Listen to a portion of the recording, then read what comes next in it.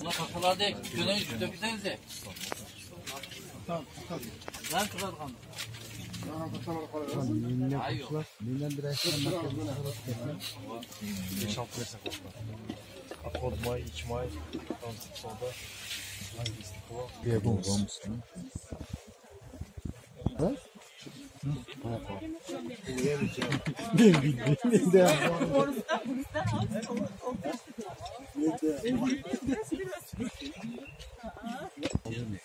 Ne?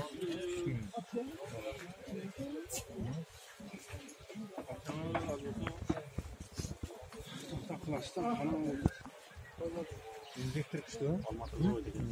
Bu ya kamera kışta ya.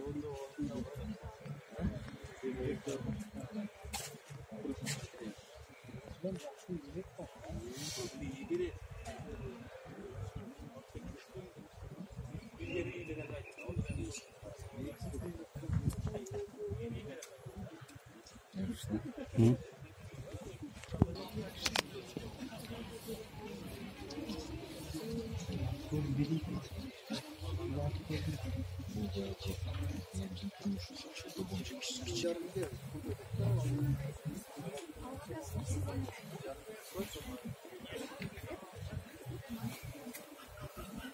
Tamam mı? Resmen seni alıp şimdi.